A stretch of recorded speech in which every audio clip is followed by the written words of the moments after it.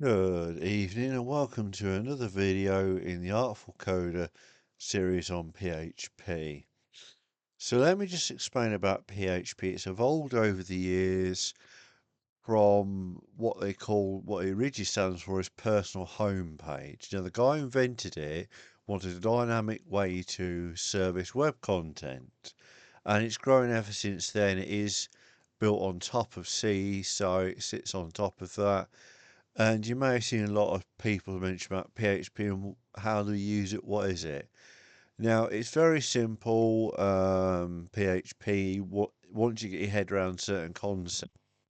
So, what do I mean about that? Well, you've got things like variables, for example. Let's just create a brand new file. Let's call this, come out of here, and call this variables.php. Okay, right. That's because we've got it on the C drive. So, let me try this again. I'm just going to pause the video and move this solution to get it to work. Welcome back. Sorry about that. Basically, what you have to do is you have to play about your permissions on your C drive because by default the C drive on certain folders is write protected. So effectively to fix it, I just didn't want to do it on video because it can be quite lengthy. But make sure that you've got permissions for in here. May just be IIS users if you're hosting an IIS. But just for the purpose of this video, I granted everybody full control. And what I did was created a variables.php. Now, all files either need to have the short tags or declared with. Not necessarily true. You could have not necessarily true, but to write PHP code, you need to use the tags to denote the code as PHP. But there's nothing to stop you from just echoing something out. So let's focus on variables. So variables are like chunks of information in your computer system. So that might be a number, a string, a float, a boolean.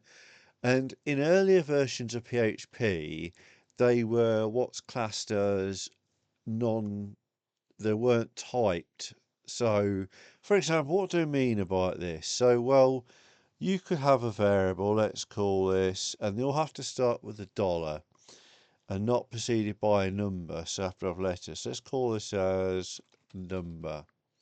And I could do that, and then I could simply echo out number. And also all coded statements, if you like, must end with a semicolon. You'll get errors if you don't do this. There's certain syntax you have to follow. So let's just file save that. I'm just going to go back to here because I stopped the server. And if I go to my web browser, so we've got so when we look at this, so in a previous video, that is a PHP inbuilt function. And it returns a bit about your computer or your server, what you've got on and off, etc., and things like that. That is controlled by your PHP init in terms of your modules. So you can turn them on quite easily, but that's for another video. So let's just go to here and do variables.php. There you go. In the corner over here, you can see we've got one. But if we go back to file, if I now say, well, let's say number equals hello. And what do you think we'll get when we get the number back? Let's just go back to here and refresh. There you go. So you can change once a variable has been initialized. So yes, don't have to initialize variables. For example, I could do this. Let's just comment one out there. Save that. And if I just do that, it gives you a warning, but it doesn't technically throw an error. Now, in later version PHP, this may be the case, but for simplicity, we'll just leave it there. So there you go. You can have a floating point as well. So you could say down here, dollar number equals 3. There you go. And then if I echo that out again, do that. Let's just see what we get when we play about that. There you go. You've got different types of variables in there. Now, the other thing you have to be mindful of when you're, so if you're incrementing a variable, let's just put number back as equals 1. Now, if you're doing a mathematical operation on an int variable, there's a couple of ways you can do this. There's a long way, which is number equals dollar number plus 1. That's fine for your numerical. Then if we just echo out number, we should get 2. Let's have a look. There you go. At the end of that, you got your 2.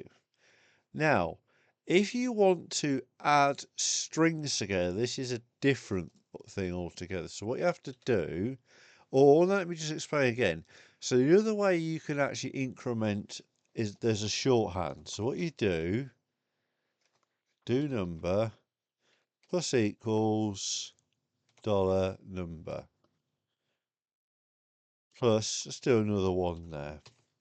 And what this should do, there you go, it's 5 now.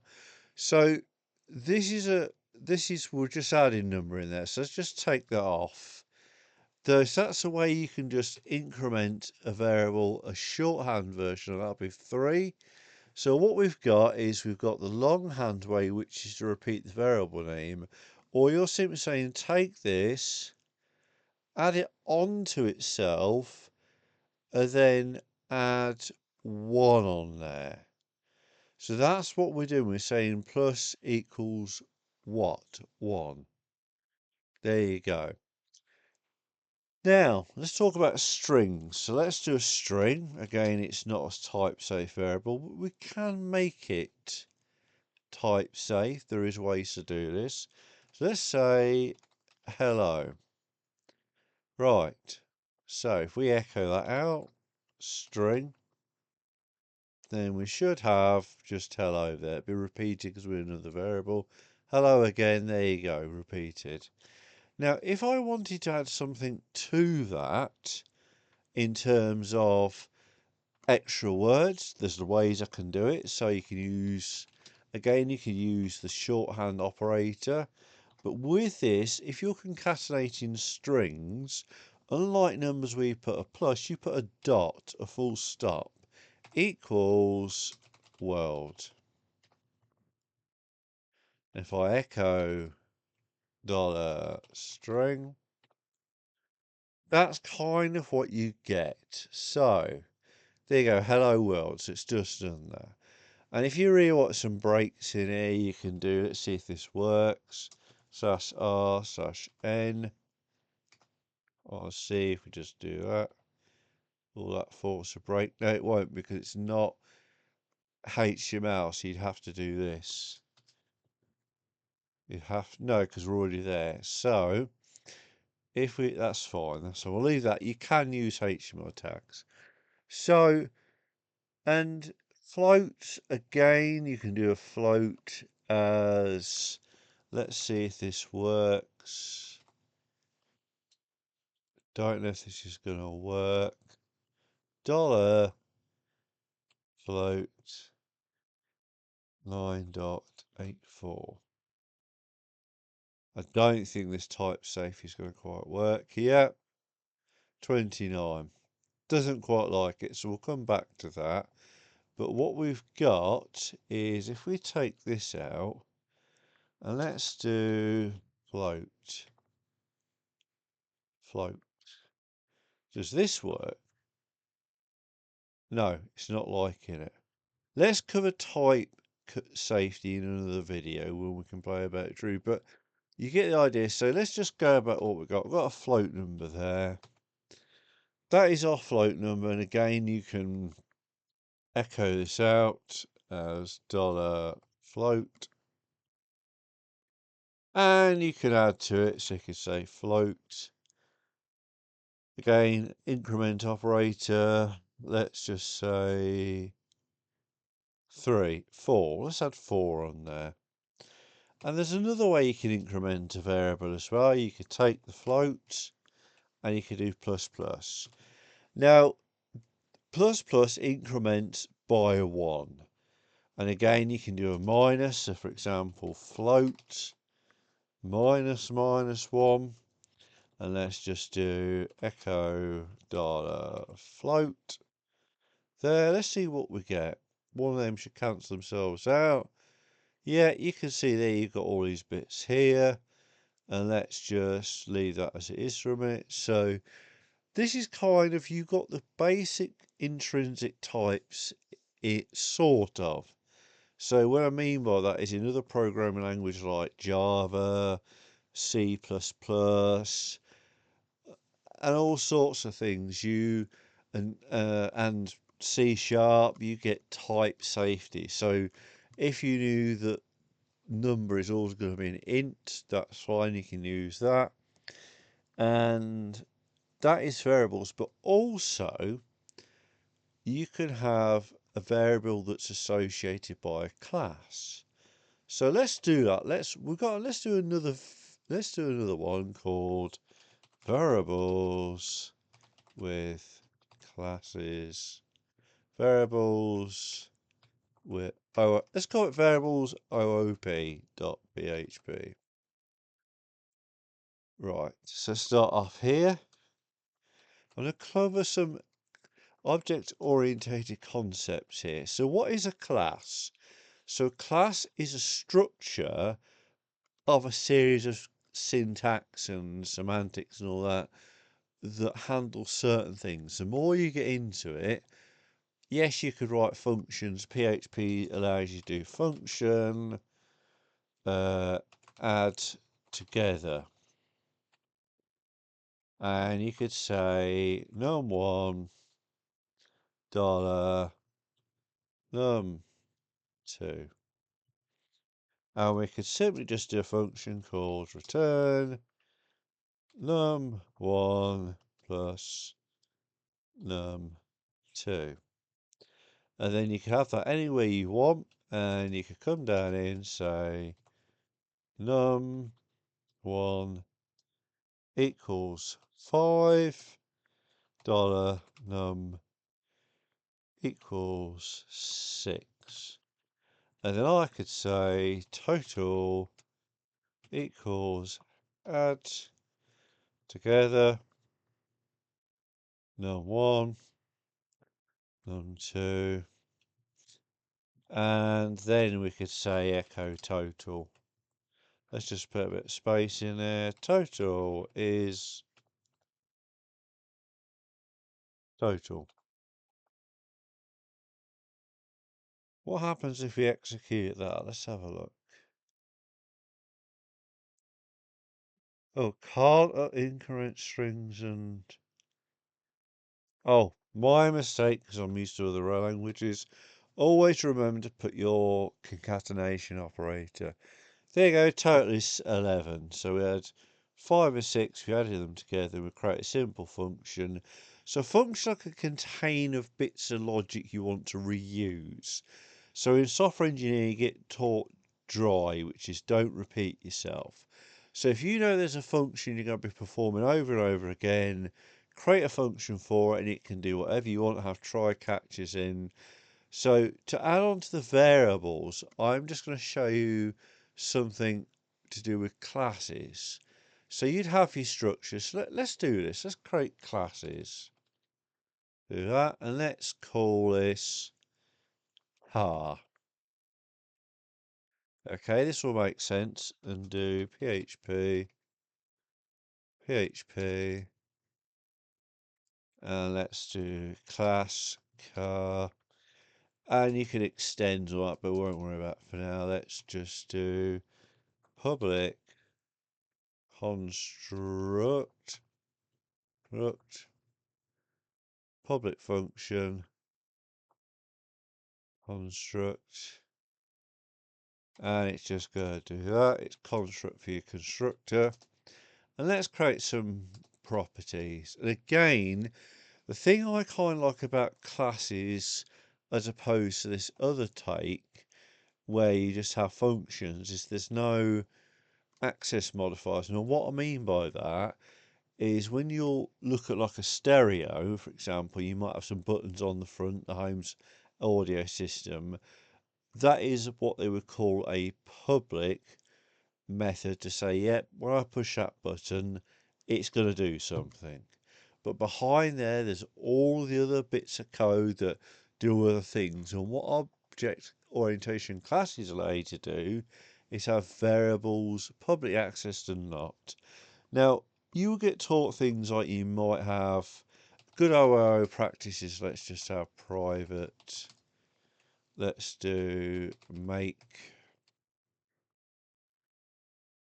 And it's all good to initialize. You can do this in the constructors, just leave that.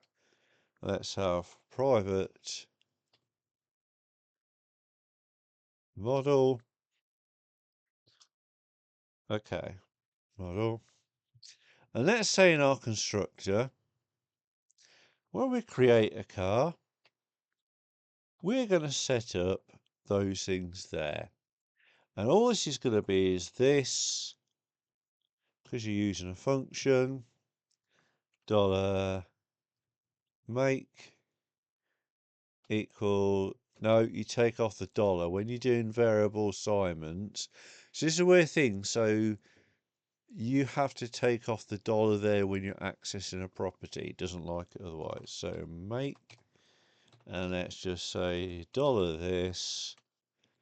Let's say model equals dollar model. Okay. And we're just going to have a function that's public and call this public function. What am I?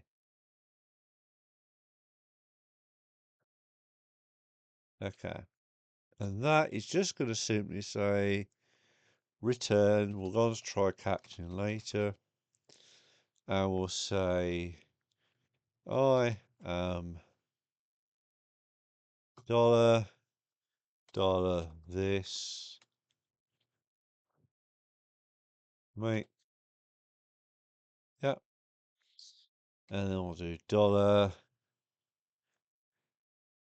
let's add a space in there, dollar this, and do model. Okay, so that's a very simple function and a very simple class. Sorry, it's very simple. So what we need to do next is we need to, let's see how I want to do this. Let's need a root there. Okay, so include. So what this does is if you created a class, for example, up here, which is very basic, it's got a construct and all that, you could then say classes slash car.php.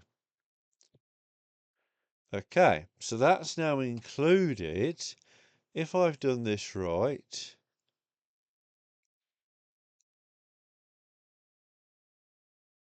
yeah, there you go. Doesn't do anything because we've defined our structure, which shows that we've got it right because we've included it.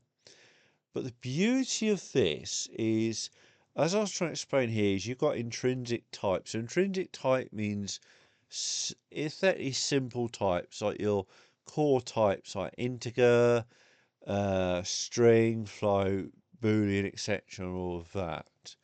So we can now have, if we do car1, and all you do is say new car, and it doesn't matter, the file name doesn't have to match your class name. It's good practice if it does, but it doesn't have to.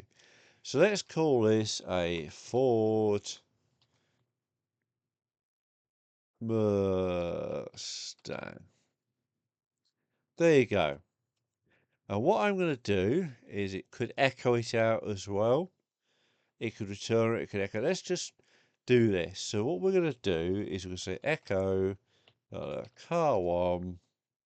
And as you're accessing a class's methods, now I won't get too much onto static methods and static classes, but that access in a similar way. For example, if you had let's give it a go, see what happens. So public static, you have to note it with a static modifier, but then it can't access the objects within it unless they're also static. So but the format of the function, you use a static keyword.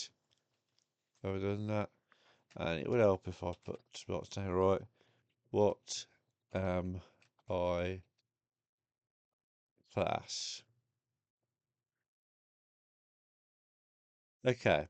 Then you could argue that we'll just have function in, let's just say echo I am a static function. And I spotted another mistake which I highlight is they still have to have that there. Okay, there you go.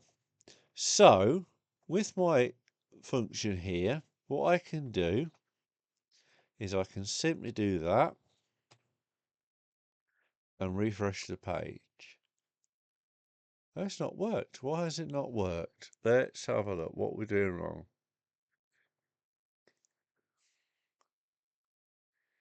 This.make.model.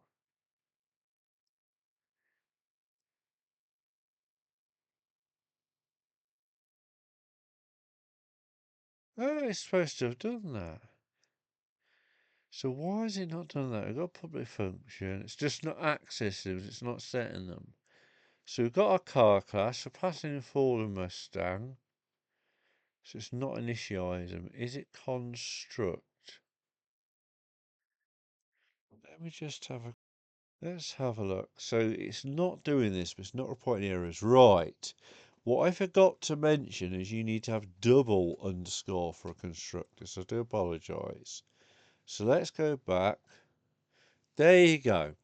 So, and the good thing about it is with a class, you can make as what they call instances. So an instance is a chunk in memory of a class.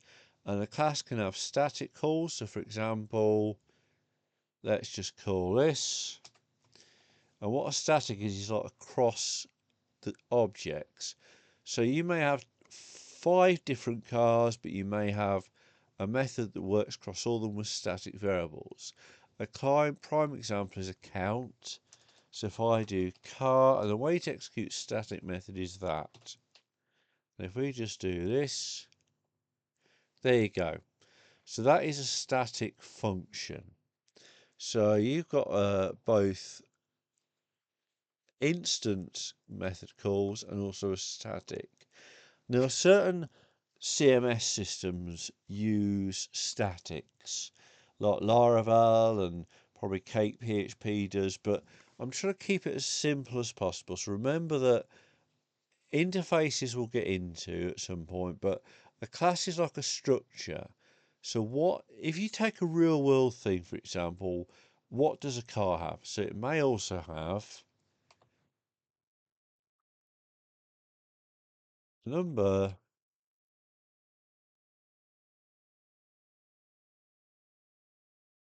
Yeah. So it may have a number of wheels, and it can have methods for that as well. So that shouldn't do anything, it doesn't. But what happens if we want a derivation of a car? Well, that's not a problem at all because that's where inheritance comes in. So what is inheritance?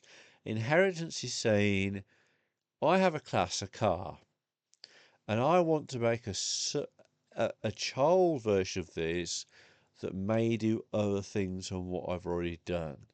For example, it can override methods, it can do all sorts of clever stuff to say, well, because an animal, for example, an animal's a good one. An animal may have a name, but what would then happen if you had a snake? And you have to kind of model the world in objects, is what I'm trying to say, in object oriented programming. But the beauty of this as well is it gives you abstraction over what you can see and what you can use. So, for example, when you go into your programming, you may not there may be a sub-function here. So let's do this. Let's give it a go. So it could quite easily as well, we could have another function in here, and this might, let's create a private function. Let's do this. Let's do this. So let's do private. Let's say static. There you go. You've now got number of wheels.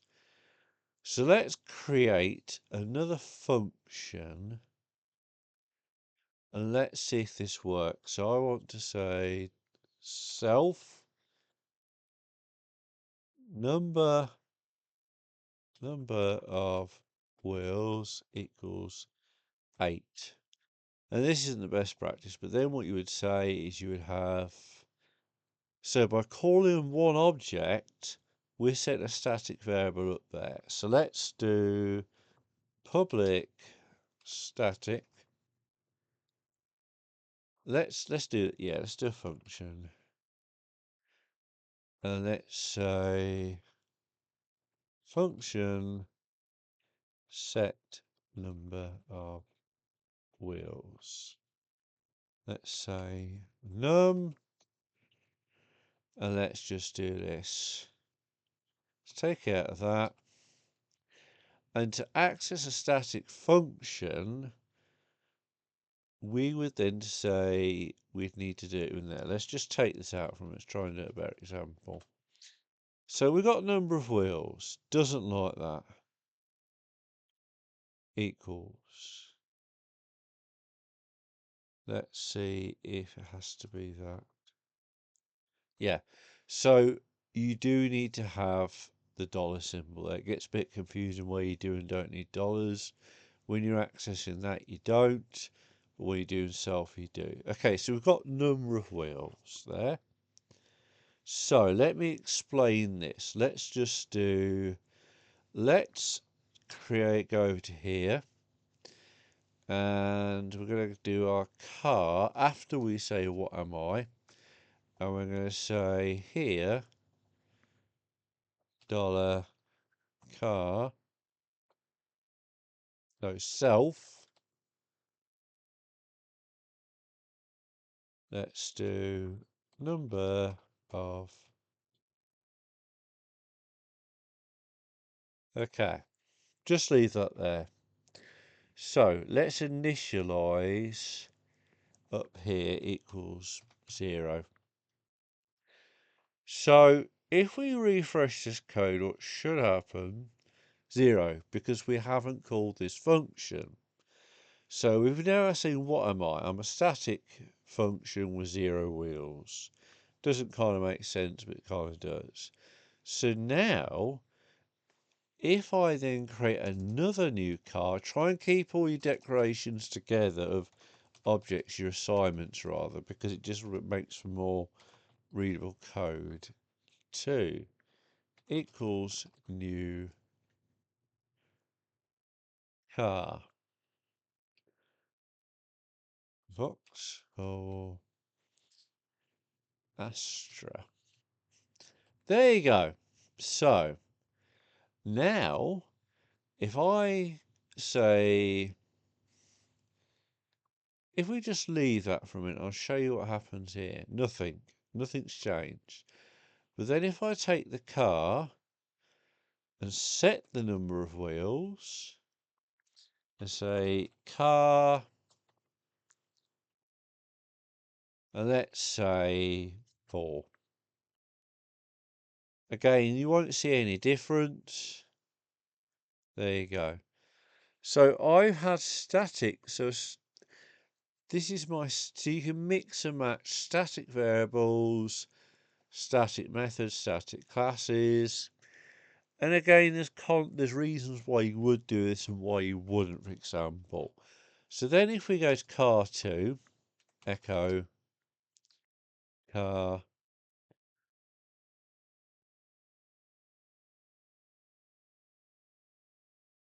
I, and it will have to type that. Okay. and it would help if I could spell the name correctly. So what we're going to do, we're just going to copy it over that. I'm going to go back here. Okay, so we've got a Ford Mustang and a Vauxhall Astra. That's just a simple dive into variables. I've tried to add enough bits into it and make it to try and help you to understand how variables all fit together. And a segment of object-oriented programming PHP. Again, you can have lots of files, but make sure you include them in the code you run. You may have some helper files that instead of having to put them in each file, it gets messy. So you may have a helper file, and we may cover that in another video later on just to show you those bits. But yeah, you start building it up. You've got auto loads up, but I hope this has been helpful. It's a very simple explanation on classes, what they do. Remember you want a double underscore, and it's called construct for a construct in another language. You just put public and the class name, passing your variables. PHP works slightly differently, but I really hope you enjoyed this video and keep tuned for more exciting videos.